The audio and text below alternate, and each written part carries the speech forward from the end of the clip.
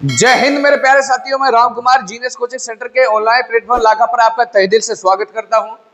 आज मैं अग्निवीर की सेकंड क्लास लेके आया हूं, जिसमें आपके मैथ के क्वेश्चन होंगे जो आए हुए क्वेश्चन हैं और साइंस के भी आए हुए क्वेश्चन हैं, और इसमें संभावित प्रश्नों पर भी मैं बात करूंगा आज भली भांति से। तो बगैर देरी करें आ जाते हैं क्लास में। तो चलते हैं, देखते हैं मेरे भाई।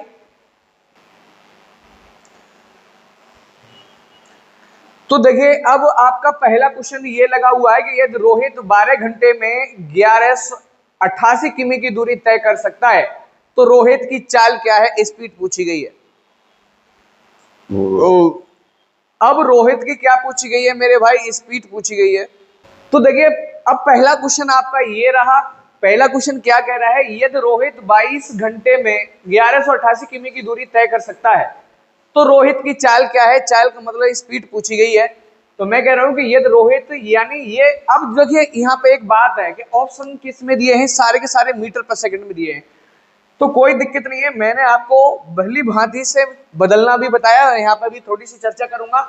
यदि यानी वो कह रहा है कि 22 घंटे में स्पीड पूछिए, टाइम उसने कितना दे दिया मेरे भाई, 22 घंटे दे दिया, 22 घंटे दे दिया। और उसने डिस्टेंस कितनी दे दी मेरे भाई, 1188 किलोमीटर दे दी। ये अब बदलने की जरूरत नहीं है, लेकिन वो जो आपकी स्पीड आएगी उसको बदलने की जरूरत है कि वो किस में पूछ रहा है, मीटर पर सेकंड में। लेकिन यहां से जो स्पीड आएगी आपकी, जहां से जो चाल आएगी, चाल बराबर क्या होता है, दूरी बट्टे में क्या होता है प्यारे साथियों, समय होता है। तो दूरी आपकी, टोटल दूरी कितनी है मेरे भाई, 1188 है, और 1188 और समय आपका कितना है, 22 घंटे है। बात समझ में आ रही है ना, 22 घंटे है।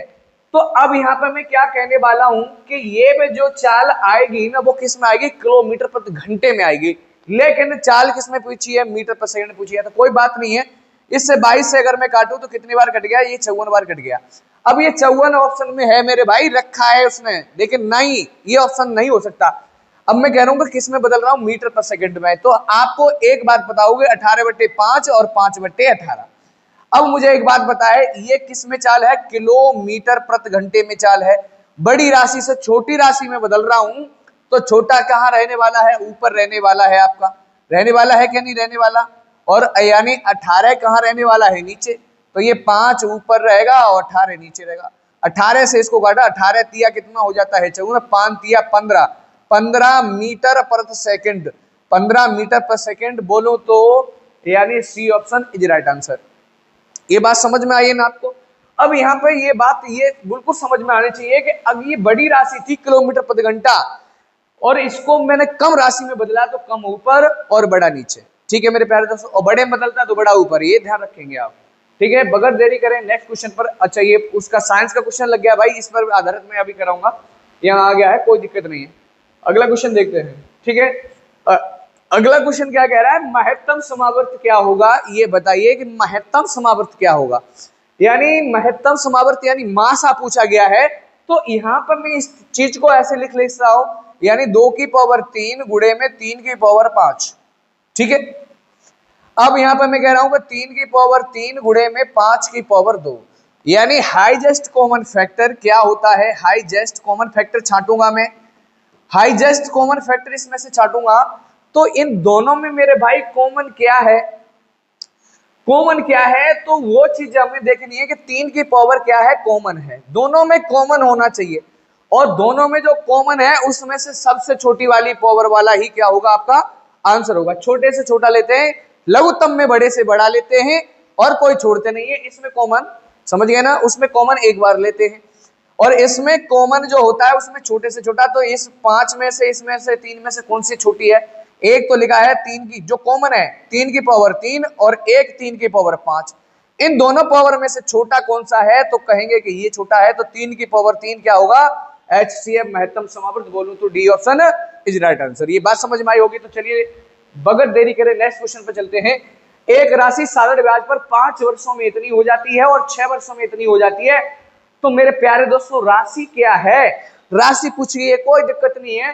तो साधारण ब्याज का क्वेश्चन है, तो वो कह रहा है कि 6 वर्षों में, बड़ा ऊपर रख लो, कोई दिक्कत नहीं। 6 वर्षों में कितना हो रहा है मेरे भाई, 10,650 और चलो यार वर्ष का इसको ऊपर क्रम से ही रख लो, कोई दिक्कत नहीं। 6 नहीं, वो 5 वर्षों में था, सॉरी। 5 वर्ष में कितना हो रहा है मेरे भाई? 10,650 हो रहा है। तो क्या है ये? मिश्र धन है। इतनी हो जाती है वो क्या है? आपका मिश्र धन है। और 6 वर्षों में मेरे भाई कितनी हो रही है? वो 11,776 हो रही है। 11 नहीं, हाँ सही है, 076, 11,076 हो रही है, 776 नहीं।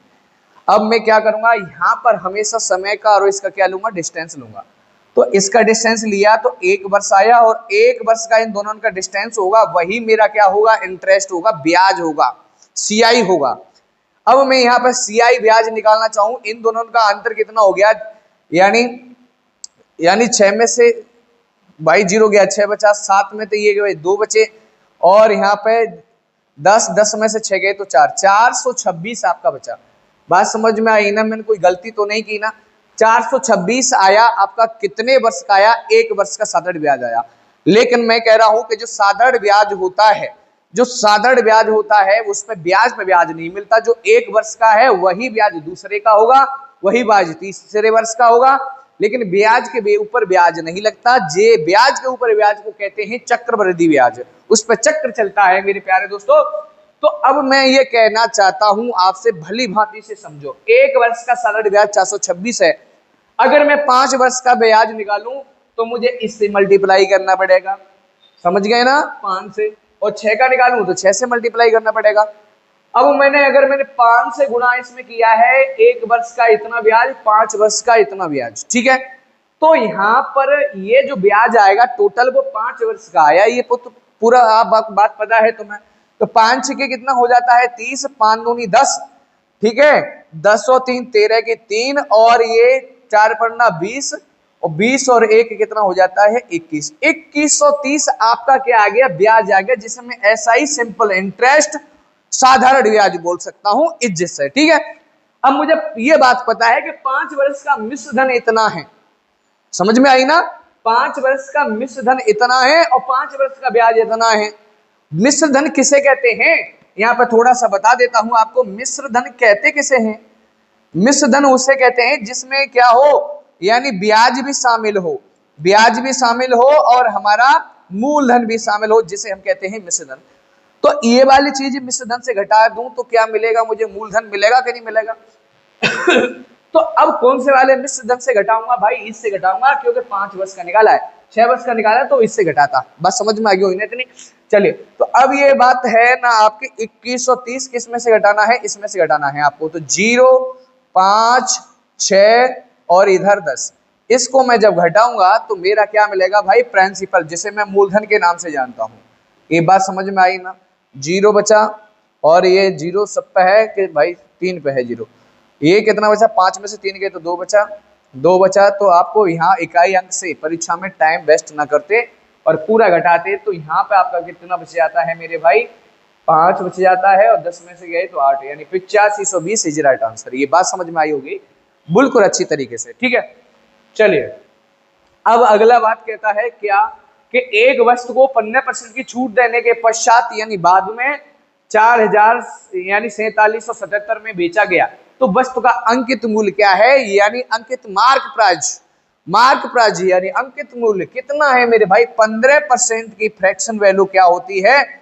अब फ्रैक्शन वैल्यू कैसे निकालते हैं? ये 15 बट्टे यहां से परसेंट हटाया, नीचे क्या आएगा? 100। तो 5 से काट दिया 3 बार, और 5 से काट दिया 20 बार।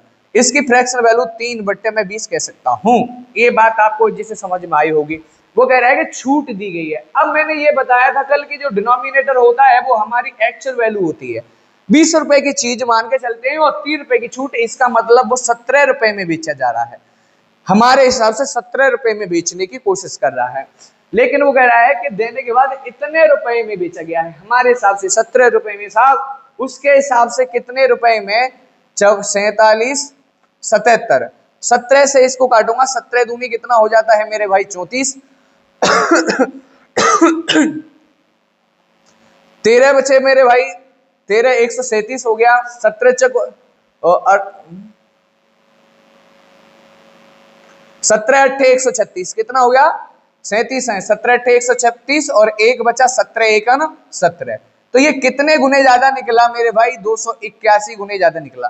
कैसे गुने निकालते हैं इसका? इसमें भाग दे दिया तो गुने निकल गया। 17 में 281 का गुणा करूंगा तो ये चीज मुझे मिल जाएगी।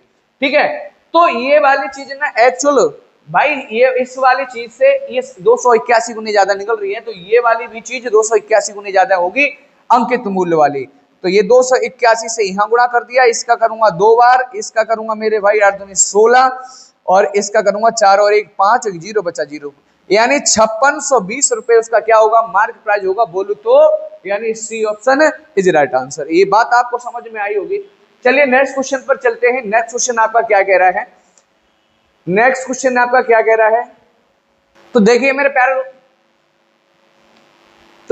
प्यारे दोस्तों, रोहन ने 275 पर टेबल की दर से टेबल खरीदा है। ओनली एक टेबल उसने 275 रुपए की दर से टेबल खरीद लिया है। ये दो है 50-60 में, यानी 5060 रुपए में 16 टेबल बेचता है। तो लाभ परसेंट क्या है? तो कोई दिक्कत नहीं, एक टेबल का जो मूल्य है 275 है। बात समझ में आई ना? एक टेबल का मूल्य 275 है, ये बात जिसे समझ में आनी चाहिए। अब यहाँ पे मैं कहने वाला हूं आपका कि भाई वो विक्रय मूल्य कर रहा है ना, यानी 16 टेबल कितने में? 5060 रुपए में बेची है। तो एक टेबल का मूल्य, एक टेबल का मूल्य, तो मैं क्या करूंगा कि 50-60 बट्टे में 16, कोई दिक्कत? एक टेबल का मूल्य निकलेगा। तो 16 इसका भाग दिया इसमें, तो कितनी बार गया मेरे भाई? 16 तिया 48, यानी यहाँ कितना हो गया मेरे भाई? 26। कितना हो गया? 26। 16 एकन 16 बचा आपका 10, यानी इधर कितना हो गया आपका? 100। ठीक है, और 16 छिक्के 96 बचे आपके 4 पॉइंट लगा लो। 16 दूनी 32 बचे आपके 8, 16 पंजू 80। ये बात समझ में आई ना आई आपको? ठीक है, अब यहाँ पे मैं कह रहा हूं कि ये तो उसका क्या है? विक्रय मूल्य एसपी है, सेलिंग प्राइस। ये क्या है? सीपी। एक टेबल को इतने में खरीदा, एक टेबल को इतने में बेचा। तो मेरे भाई मैं कह रहा हूं कि लाभ कितने का हुआ? तो आप इसको इसमें से घटा दो, ये 0.25 बचेगा और ये घटाया तो 6 में 1 बचा, और यहाँ पे कितना? इधर से ले लो 11 में से ये 2 गए तो कितना बचा? हाँ इधर से ही घटाया भाई, क्या कर दिया? कुछ गोलमाल है क्या? हाँ सही तो है। ये कितना हो गया? 41 हो गया। कुछ गड़बड़ कर रहा है क्या? मैंने देख लेना भाई, मुझे लग रहा है कैलकुलेशन कुछ गड़बड़ हुई है क्या? देख देते हैं, अगर कैलकुलेशन अगर आंसर नहीं आएगा तब देखते हैं, फिर दोबारा कहीं हो सकता है गड़बड़ होगी वो। चलिए कोई दिक्कत नहीं। तो अब यहाँ पे इतने का क्या हो गया मेरे भाई? प्रॉफिट हो गया। कितने का प्रॉफिट? इतने का हो गया। कितने पर हुआ है? ये 275 पर, यानी 275 पर प्रॉफिट हुआ है। कायम बताना है, परसेंट में बताना है। ठीक है, तो ये पॉइंट हटाऊंगा, नीचे 2 बढ़ाऊंगा 0, इसलिए इसको काट देता हूं। यानी 5 से इसको काटना चाहा तो 55 25 और 2 बचे 55 25। 5 से 5 अट्ठे 40, 1 जो 12 हो गए, 5 दूनी 10, यानी 12 55 25, 285 बार 825 बार कट गया।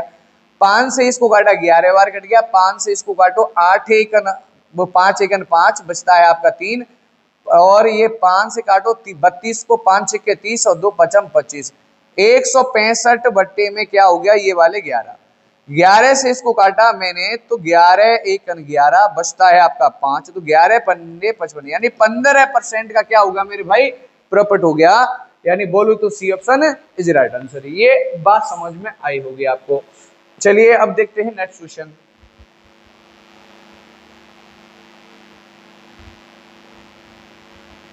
उल्टा बढ़ना पड़ेगा, उल्टे सीधे लिखेंगे। चलिए अब अगला क्वेश्चन क्या कह रहा है? देखिए इसको, इसका मान बताना है तो कोई बात नहीं, सबसे पहले क्या करते हैं मेरे भाई? कोष्टक सॉल्व करते हैं। अगर हम कोष्टक सॉल्व करना चाहें तो किस तरीके से करेंगे ये देख लो। 7 से 28 और 1 29, यानी 29 बटे क्या कर लो मैं 4। ठीक है, कोनो दिक्कत हो तो प्लस लगा है प्लस लगा लो। अब ये से इसको काट दो, कै बार कट गया? 2 बार। तो और इसको इससे घटा दो तो कितना हो गया? 5। 5 प्लस ये 5 लिखा है, माइनस के कितना हो गए? 2। 4 दूनी 8, 2 बार घटाना, 5 ये उतार लिए, माइनस ये उतार लिया, 2 उतार लिया। कोई दिक्कत हो तो बताओ। अब यहाँ पे इसको 5 5 10, 10 में से 2 गए तो कितना बचता है? 8। तो ये कह देंगे 29/4 प्लस के 8, 8 चौक 32, 32 और 8 कितना हो जाता है 61, और 61 में क्या हो जाएगा 4। ये बोलूं तो A option is right answer. ये बात आपको जैसे समझ में आ गई होगी। चलिए नेक्स्ट क्वेश्चन पर आ जाते हैं। नेक्स्ट क्वेश्चन क्या कह रहा है कि P, Q से 40% अधिक है, यानी Q से 40% अधिक है, Q से 40% अधिक है, इसका मतलब क्या है मेरे भाई, वो सॉरी कम है, यानी Q से 40% कम है P, तो ये 100% है, और ये कितना होगा मेरे भाई 60 होगा। तो यानी P से कितना अधिक है Q, P से कितना अधिक है मेरे भाई, यहाँ से 40 अधिक है, किससे P से, P से कितना अधिक है, तो P कितना है मेरे भाई 60 है, काय में बताना है परसेंट में, तो क्या करना है 100 से गुणा, तो 20 से काट दो मेरे भाई 2 बार और 20 से 3 बार, बस समझ में आ रही है ना। और ये कितना हो जाएगा 200, और 200 बट्टे में क्या हो जाएगा मेरे भाई 3, बोलो तो D option is right answer. 36 18 ऐसे ही चलता रहेगा, ठीक है। अब अगला क्वेश्चन देखते हैं, उल्टे लगे हैं भाई क्वेश्चन, कोई दिक्कत नहीं है। अब अगला क्वेश्चन देखते हैं कि अगला क्या है मेरे भाई, यहाँ पे u की वैल्यू दे रखी है और v की वैल्यू दे रखी है, और w 3 लोग हैं, ठीक है। u का यानी रेशियो कितना है 4, 4 लिख लो, v का रेशियो कितना है मेरे भाई 7, 7 लिख लो। अब v का रेशियो इसमें कितना है मेरे भाई 9, तो 9 लिख लिया। अब यहाँ पर w का रेशियो कितना है मेरे भाई 7, तो 7 लिख दिया। अब मैंने आपको एक बात मैंने कल भी शायद बताई थी कि यहाँ की जगह कौन भरता है, इसके द्वारा भरी जाएगी, यहाँ की जगह कौन भरता है, इसके द्वारा भरी जाएगी। ये बात समझ में आ गई ना। अब u बराबर, u की वैल्यू 72 दी है, तो w की वैल्यू बतानी है, इसकी 72 दी है। ये 4 में कितना हो जाता है 36, ये 7 कितना हो जाता है 49, और ये 7 7 63, ये कितना है मेरे भाई 7 63 है, और ये 7 कितना हो जाता है 49। इस 36 की वैल्यू दे रखी है उसने 72, वो कह रहा है कि u अगर 72 है तो w का मान बताइए। तो ये इससे कितने गुने ज्यादा है, 2 गुने ज्यादा है, तो w का पूछा है, तो 49 दूनी कितने होते हैं मेरे भाई 98, कितने होते हैं मेरे भाई 98, बोलूं तो B option is right answer. ये बात समझ में आई होगी। चलिए देरी न करते हुए अगले क्वेश्चन पर आ जाते हैं। क्वेश्चन क्या कह रहा है कि मनीष ने 225 रुपए प्रति किताब की दर से किताब खरीदी है। एक किताब 225 की खरीदी है, ठीक है, तथा 162 प्रति किताब की दर से उन्हें बेच दिया गया है। तो 7 किताबें बेचने पर हानि क्या होगी, ये चीज बतानी है। कोई दिक्कत नहीं, मैं कह रहा हूं कि एक बुक की बात करूं मैं, एक बुक उसने सीपी खरीदी कितने की, क्रय मूल्य कितने का किया, एक बुक का सीपी, यानी मैं लिख लेता हूं ऐसे ही, एक बुक का क्या मेरे भाई क्रय मूल्य। अब सीपी क्रय मूल्य क्या रहा है इसका, खरीदी है 225 रुपए की खरीदी है, और यानी किताब की दर से किताबें खरीदता है, तथा 162 रुपए प्रति किताब की दर से उसने बेच दिया। भाई उसने यानी एक किताब का एसपी सेलिंग प्राइस बोले तो विक्रय मूल्य कितने का किया, 162 का कर दिया। अब यहाँ पे देखिए वो कह रहा है कि दर से उन्हें बेच दिया, तो 7 किताबें बेचने पर हानि कितनी होगी, ये चीज पूछी गई है।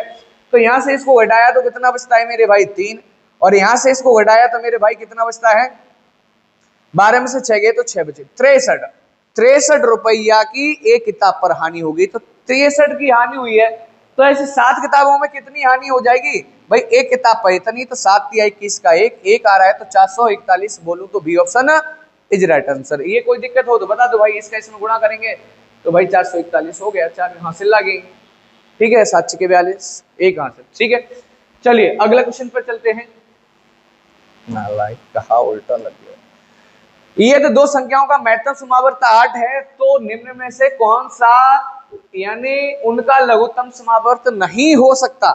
अब मैं कह रहा हूं कि जब महत्तम समावर्त 8 है, अगर इस संख्या का मैं क्या निकालूंगा, एलसीएम निकालूंगा, तो वो संख्या उसमें नियत होगी, उससे क्या हो जाएगी, पूरी तरह से कट जाएगी। यानी 8 का एलसीएम में निकालूं किसी संख्या के साथ में, या 8 में निकालूं, तो वो संख्या क्या होगी, 8 से डिजिबल होगी, विभाजित होगी, कट जाएगी पूरी तरीके से। अगर मैं ये बात कहना चाहूं कि जोन सा ऑप्शन कट रहा होगा वो तो लघुत्तम समावर्त तो हो सकता है, जो नहीं कटेगा वो नहीं हो सकता। 8 से काटा इसको कट रहा है मेरे भाई, ये तो हो सकता है, ये भी हो 8 से 48 हो सकता है, 8 में 72 हो सकता है, 68 नहीं कटेगा, तो ये नहीं कभी एलसीएम हो सकता। चलिए अगले क्वेश्चन पर आ जाते हैं। यदि सोनू 20 मीटर पर सेकंड की गति से एक कार चला रहा है तो सोनू 936 किमी प्रति घंटे की दर को कितने समय में तय कर लेगा। तो भाई ठीक है, कोई दिक्कत नहीं है। अब यदि सोनू 20 मीटर पर सेकंड की गति से एक कार चला रहा है, उसकी स्पीड क्या दे रखी है मेरे भाई, स्पीड दे रखी है 20 मीटर प्रति सेकंड, ठीक है। और सोनू, ये सोनू यानी कितनी की दूरी, कितना भाई, यानी डिस्टेंस है आपकी 936 किलोमीटर है, ये किलोमीटर में है। तो कितना टाइम लगेगा, तो टाइम इसने क्या करा है, पूछा है। तो टाइम बराबर आपका क्या होता है, डी अपॉन एस, यानी डी यानी दूरी बट्टे में डी अपॉन बट्टे में स्पीड यानी चाल, ये होता है। अब ये किस में दिया है, घंटे में दिया है, और डाटा यहाँ घंटे में कब आता है, यानी दूरी किलोमीटर में, चाल किलोमीटर प्रति घंटा में।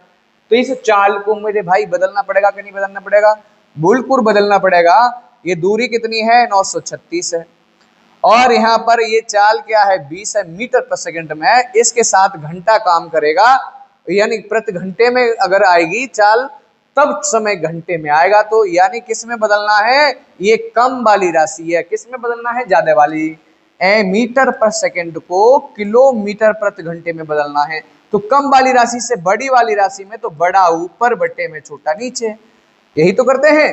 तो इसका मैं क्या कर दूं, 18 बट्टे में क्या कर दूं, 5, 5 से काट दूं 4 बार। अब 18 से इसको काट सकते हो यार, 4 से इसको काट दो, 4 दूनी 8, 1 बचा, 4 तिये 12, और 1 बचा, 4 चक्का 16, ये काट दिया। अब 18 से इसको काटना चाहूं तो 18 एकन 18, ठीक है, बचते हैं 5, तो 18 तिया कितना हो जाता है, 54, यानी 13 घंटा बोलूं तो A option is right answer. ये बात समझ में आई होगी आपको प्यार से, कोई बात नहीं है। अगला क्वेश्चन कह रहा है कि 9800 रुपए की राशि पर 6 वर्षों में इतने रुपए का साधारण ब्याज कितना, हाँ 4740 का साधारण ब्याज मिलता है, तो प्रति वर्ष ब्याज की दर क्या है, रेट परसेंट पूछा है। तो रेट परसेंट डायरेक्ट निकालो चाहे वैसे भी निकालो, कोई दिक्कत नहीं है आपकी। तो यानी क्या होता है, एस आई, रेट परसेंट अगर डायरेक्ट लिखना चाहें तो एस आई इंटू क्या कह देते हैं, 100 बटे में क्या होता है, पी इंटू का बाई टी, ठीक है। अब यहाँ पर क्या पूछा है मेरे भाई, 9800 रुपए की राशि, एस आई कितना है आपका 4704, और क्या करें इंटू 100 बटे में पी कितना है 9800, 9800 गुणे में टाइम कितना दे रखा है, 6 वर्ष। कोई दिक्कत हो तो बताओ। ब्याज की यानी प्रति वर्ष दर बतानी है आपको, 2 जीरो से 2 जीरो काट दिए, कोई दिक्कत नहीं।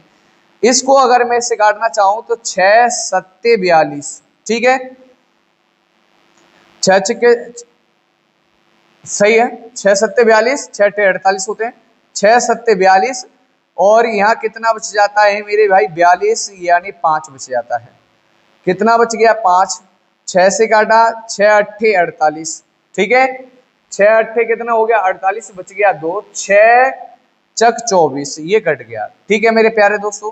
अब 98 से इसको काट दो आराम से, कितनी बार, तो 98 यानी 8% आ गया ना, 98 अट्ठे 8 64, इसमें लास्ट में कितना, ये 784 बट्टे में क्या हो गया 98।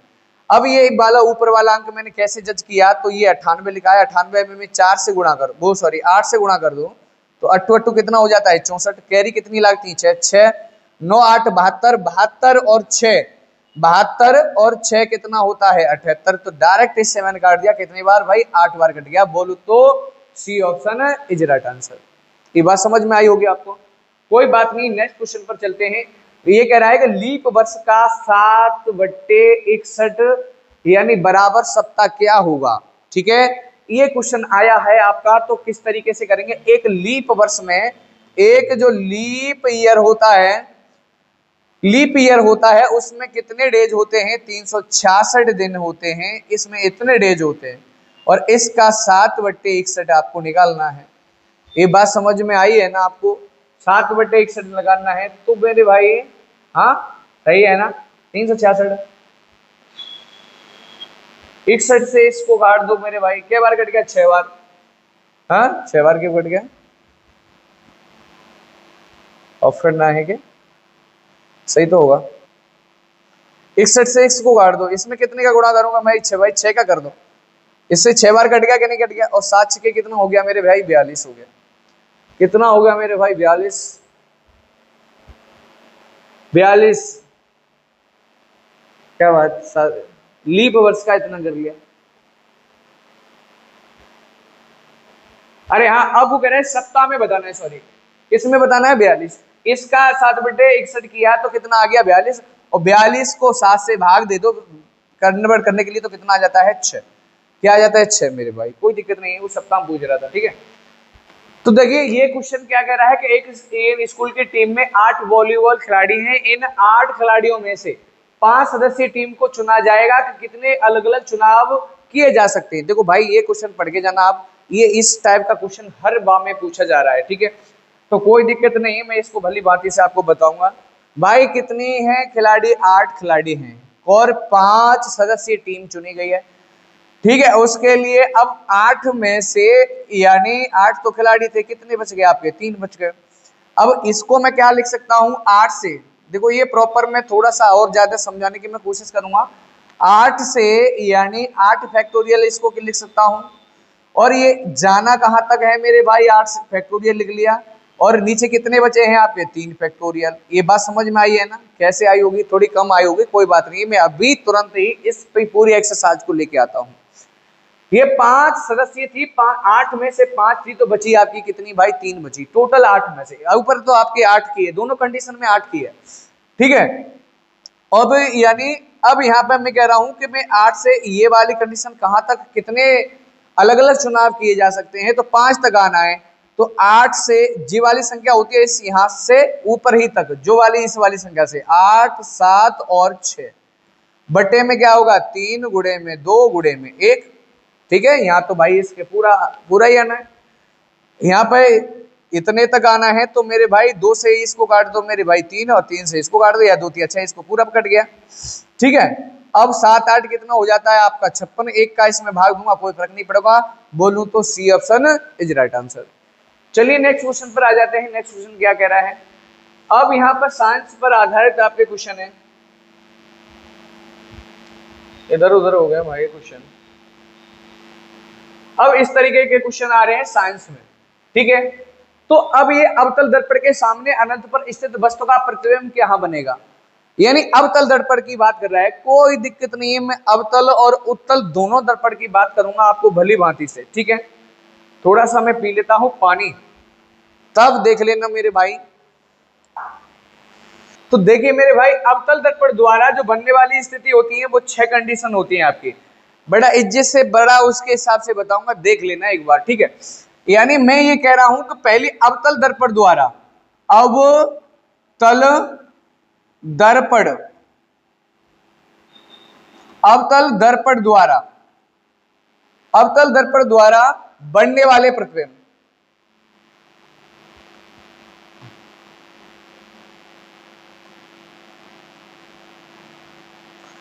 अवतल दर्पण द्वारा बनने वाले प्रतिबिंब, ठीक है।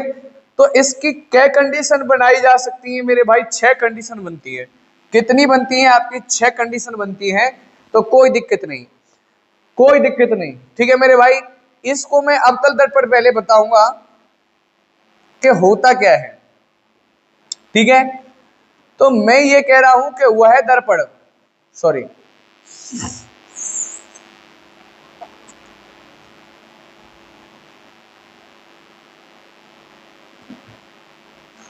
वह दर्पण जिसका परावर्तक पृष्ठ क्या होता है, दबा हुआ होता है, क्या कहलाता है, अवतल दर्पण कहलाता है, ठीक है। अब एक बात समझो, ये एक अवतल होता है और एक क्या होता है, उत्तल।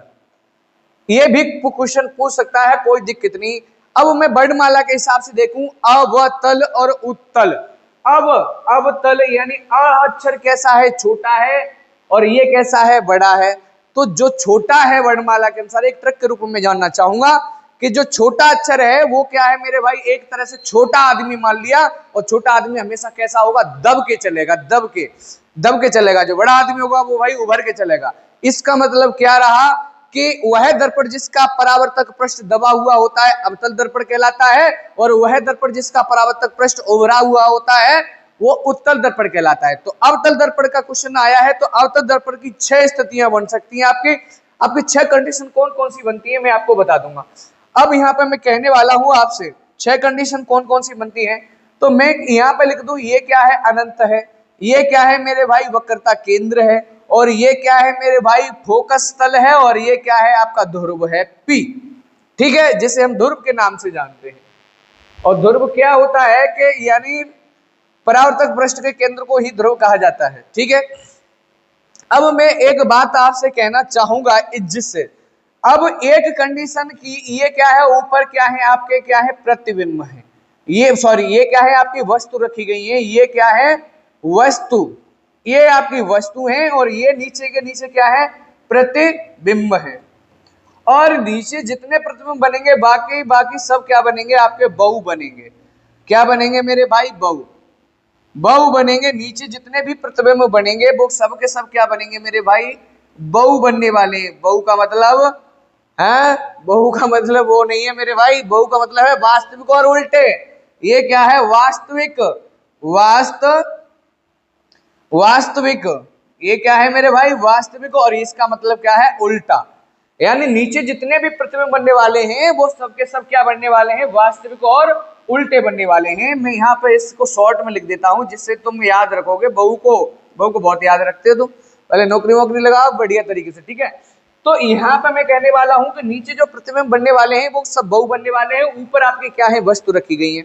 तो कितनी कंडीशन बताइए कि अवतल दर्पण द्वारा कितने प्रतिबिंब बनाए जा सकते हैं, 6 कंडीशन बनाई जा सकती हैं। तो अभी 1 मिनट में आप पूरा खत्म कर देंगे, कोई दिक्कत नहीं, ठीक है। अब यहाँ पर 1 नंबर लिख दिया भाई, इसके और इसके बीच में जगह खाली है, यहाँ 2 लिख दो, यहाँ पर आप 3 लिख दो, यहाँ पर आप 4 लिख दो, इसके ऊपर 5 लिख दो, यहाँ पर आप क्या लिख देंगे 6, और ये भाई गलती ठोक दिया क्या, हाँ भाई बिल्कुल, हाँ ये 6 कंडीशन बनाई जा सकती है, बिल्कुल 6 कंडीशन, ये वस्तु है, ये 6 कंडीशन बनाई जा सकती हैं। अब यहाँ पे जब ये पहली कंडीशन होगी तो पहली कंडीशन को मैं क्या कह सकता हूं, पहली जब वस्तु अनंत पर रखी होगी, वस्तु तो रखी है, ये सब जो नंबर मैंने लिखे हैं ये सब की सब वस्तु हैं, क्या है वस्तु रखी गई है। तो अब कह रहा हूं कि पहली कंडीशन में क्या पूछेगा कि जब वस्तु अनंत पर रखी होगी, वो कहेगा क्वेश्चन कि जब वस्तु अनंत पर रखी होगी, जब वस्तु अनंत पर रखी होगी तब वस्तु का निम्न में से प्रतिबिंब कहां बनेगा, ऐसे क्वेश्चन पूछ सकता है, ठीक है। आपका आया हुआ क्वेश्चन है वो भी आप उसका किया जाएगा, शायद यही क्वेश्चन है आपका, जब वस्तु अनंत पर रखी होगी, ये क्वेश्चन है आपका, ये क्वेश्चन है आपका जी, कह रहा है कि अवतल दर्पण के सामने जब वस्तु कहां रखी होगी अनंत पर, तो वस्तु का प्रतिबिंब कहां बनेगा, ये क्वेश्चन आया है ना, पहली कंडीशन का ही क्वेश्चन आया है, कोई दिक्कत नहीं आपको लेनी मेरे भाई। अगर 2 मिनट क्लास के अंत में और रुकना है, बस 2 मिनट में आपका कहानी खत्म हो जाएगी। जब वस्तु अनंत पर रखी होगी तब वस्तु का प्रतिबिंब कहां बनेगा, ये बात पूछ सकता है। दूसरी कंडीशन में क्या पूछ सकता है, चलो मैं दूसरी कंडीशन बताऊंगा तभी बताऊंगा। ऊपर सबकी सब वस्तुएं, नीचे अब जो बनने वाले हैं वो आपके प्रतिबिंब बनने वाले हैं, और जिनका जो आकार लिखूंगा ना वो भी क्या है आपका, यानी आकार भी पूछ सकता है। तो आकार इसके अनुसार, इसके नीचे 1 लिख दिया मैंने, यहां से गिनती लिखना चालू कर रहा हूं, यहां पे मैंने 2 लिख दिया, ठीक है मेरे भाई। इस 1 से ये 2 बड़ा बना है, इस वाले ए से देखो ऊपर वाला 1 है उससे ये है, इस वाले से ये थोड़ा सा छोटा है, और इस वाले 3 से समान है, इस वाले 4 से ये बड़ा है, और इस वाले 5 से ये बड़ा है। ये बात समझ में आई, इस जो बड़ा छोटे लिखे हैं इनका भी क्या है भाई एक रीजन है। तो मैंने क्या कहा कि जब वस्तु अनंत पर बनेगी, अनंत पर होगी तब वस्तु का प्रतिबिंब कहां बनेगा मेरे भाई, तब वस्तु का प्रतिबिंब कहां बनेगा। तो 1 नंबर आपको कहां लिखा दिख रहा है, 1 नंबर वाली चीज कहां लिखी दिख रही है, नीचे देखना भाई कहां लिखी दिख रही है, फोकस पर, नीचे प्रतिबिंब है। तो मैं कह रहा हूं कि जब वस्तु अनंत पर रखी होगी तब वस्तु का प्रतिबिंब, तब वस्तु का प्रतिबिंब, तब वस्तु का प्रतिबिंब, तब वस्तु का प्रतिबिंब कहां बनने वाला है, तब वस्तु का प्रतिबिंब कहां बनने वाला है मेरे भाई, फोकस पर बनेगा। यानी जब वस्तु अनंत पर रखी होगी तब वस्तु का प्रतिबिंब किस पर बनेगा, फोकस पर बनेगा। और मैंने ये बताया कि जितने भी यहाँ पर प्रतिबिंब नीचे बनेंगे वो सारे के सारे क्या बनेंगे, बहु। कैसा बनेगा, वास्तविक और उल्टा बनेगा। कैसा बनेगा, वास्तविक और उल्टा बनेगा, वास्तविक और उल्टा, ठीक है। तथा वस्तु से छूटा, ये वस्तु 1 नंबर बड़ी बनाई है, इससे मैंने ये क्या है छोटी बनाई है, तो इसका मतलब क्या है वस्तु से छूटा। वस्तु से क्या बनेगा मेरे भाई, वस्तु से छोटा बनेगा। ये बात आपको जिसे समझ में आई होगी, ठीक है। अब दूसरी कंडीशन में क्या कहेगा मेरे भाई, दूसरी कंडीशन में ये कहेगा कि जब वस्तु कहाँ रखी होगी, अनंत और वक्रता केंद्र सी के, सी को क्या कहते हैं, वक्रता केंद्र। जब वस्तु अनंत और सी के बीच में 2 नंबर लिखा है। अब नीचे देखो प्रतिबिंब में 2 नंबर कहाँ लिखा है, तो 2 नंबर लिखा है मेरे भाई फोकस और वक्र, ये फोकस और वक्रता केंद्र के बीच में लिखा है। फोकस और वक्रता केंद्र के बीच में 2 नंबर लिखा है। जब क्वेश्चन कहेगा दूसरी कंडीशन में, जब वस्तु अनंत व वक्रता केंद्र, अनंत और वक्रता केंद्र के मध्य होगी तब वस्तु का प्रतिबिंब, तब वस्तु का प्रतिबिंब कहां बनने वाला है, जब ये 2 नंबर नीचे लिखा है तो तब वस्तु का प्रतिबिंब वक्रता केंद्र और फोकस चाहे वक्रता केंद्र, कैसे बोल सकते हो, एफ और सी के मध्य, एफ फोकस है, सी वक्रता केंद्र है, तो एफ फोकस और वक्रता केंद्र के मध्य बनने वाला है। तो यहाँ पे मैं कह दूंगा यानी वक्रता केंद्र और एफ के बीच में बनेगा। और नीचे सारे के सारे कैसे बनेंगे, वास्तविक और उल्टे बनेंगे। और अब वस्तु से ये कैसा है, थोड़ा ही छोटा है, तो यहाँ क्या जोड़ देंगे, वस्तु से थोड़ा छोटा बनेगा, ठीक है। अब तीसरी कंडीशन आ जाती है। तीसरी कंडीशन क्या कहेगा कि जब वस्तु अनंत पर होगी, वो सॉरी वक्रता केंद्र, जब वस्तु वक्रता केंद्र पर रखी होगी तब वस्तु का प्रतिबिंब कहां बनेगा, तो कहां बन रहा है मेरे भाई, वक्रता केंद्र पर ही बन रहा है। तो हम कह देंगे जब वस्तु वक्रता केंद्र पर होगी तो वक्रता केंद्र पर ही बनेगा। और कैसा बनेगा, नीचे सब के सब प्रतिबिंब कैसे हैं, वास्तविक और उल्टे, वास्तविक और उल्टा बनेगा। और वस्तु जितनी बड़ी है उतना ही बड़ा क्या बनेगा, प्रतिबिंब बनेगा। यहां से ऐसा क्वेश्चन पूछ सकता है कि जब यानी वक्रता केंद्र से दूर जाते हैं तो बिंब की यानी लंबाई घटती है, और यानी दर्पण के पास आते हैं, जब हम दर्पण के पास आते हैं ना तो इसकी क्या है, बिंब की लंबाई क्या हो जाती है, बढ़ जाती है, बिंब की लंबाई क्या हो जाती है, बढ़ जाती है, ठीक है। अब चौथी कंडीशन क्या होगी, मैं थोड़ा सा फास्ट कर रहा हूं, इसके लिए एक प्रॉपर वीडियो लेके आऊंगा दोनों के लिए, तब मैं बहुत अच्छे से समझाऊंगा। अभी यहाँ पे इस तरीके से देख लेंगे, ठीक है। अब मैं कह रहा हूं कि सी और यानी एफ के बीच में 4 नंबर लिखा है, तो मैं कहूंगा कि जब वस्तु वक्रता और केंद्र और सी के मध्य होगी, जब तो वस्तु सी पर थी। तीसरी कंडीशन में चौथी कंडीशन क्या बन सकती है, जब वस्तु अनंत और वक्रता केंद्र और एफ के बीच होगी, जब वस्तु यानी वक्रता केंद्र और एफ के मध्य रखी हो तब वस्तु का प्रतिबिंब कहां बनेगा, सी और एफ के बीच में कितना नंबर है, वस्तु का 4 नंबर, नीचे कहा कितना है, प्रतिबिंब का नंबर 4 नंबर, किसके बीच में बन रहा है, सी और अनंत के बीच में। तो हम कह सकते हैं कि जब वस्तु वक्रता केंद्र और फोकस के मध्य होगी तब वस्तु का प्रतिबिंब वक्रता केंद्र और अनंत के मध्य बनेगा, वक्रता केंद्र और अनंत के मध्य बनेगा। तो मैं कहूंगा कि वक्रता केंद्र व अनंत के मध्य बनेगा, अनंत के मध्य बनेगा। ये बात समझ में आई है ना। अब यहाँ पे ये वाली कैसा बनेगा, वास्तविक उल्टा बनेगा। अब ये वाली वस्तु के 4 नंबर और ये 4 नंबर, इस 4 नंबर से ये बड़ा है ना, तो वस्तु से क्या थोड़ा बड़ा बनेगा, थोड़ा कैसा बनेगा, अब बड़ा बनेगा। तो मैंने क्या बताया कि जब वस्तु वक्रता केंद्र और फोकस के मध्य रखी होगी चौथी कंडीशन में, तो क्या बनेगा, वक्रता केंद्र और अनंत के बीच में प्रतिबिंब बनेगा। कैसा बनेगा, वास्तविक और उल्टा बनेगा, वस्तु से थोड़ा बड़ा बनेगा, ठीक है। अब पांचवी कंडीशन क्या आ जाती है, पांचवी कंडीशन क्या करेगी, जब वस्तु कहां रखी हो, ये वस्तु है सारी की सारी ऊपर वाली, तो जब वस्तु कहां रखी हो, फोकस पर, जब वस्तु फोकस पर हो यानी फोकस एफ पर हो तब वस्तु का प्रतिबिंब कहां बनेगा। ये 5 नंबर है, प्रतिबिंब देखो कहां बन रहा है, सिर्फ और सिर्फ अनंत पर बन रहा है। तो जब वस्तु अनंत पर रखी होगी तब वस्तु का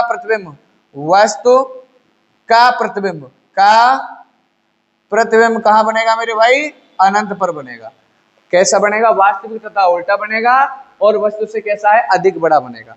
बात आ जाती है छठवीं कंडीशन की, यानी छठवीं कंडीशन आपकी क्या है, कहां बनेगा। ये छठवीं कंडीशन जब यहाँ पर पास में आ जाते हैं तो ये दूसरी तरफ बन जाता है। बस इसकी ये कंडीशन है, हम इसको कहेंगे कि जब वस्तु कहां रखी होगी, एफ और पी के मध्य में, जब वस्तु फोकस और ध्रुव, क्या कह सकते हैं इसको, फोकस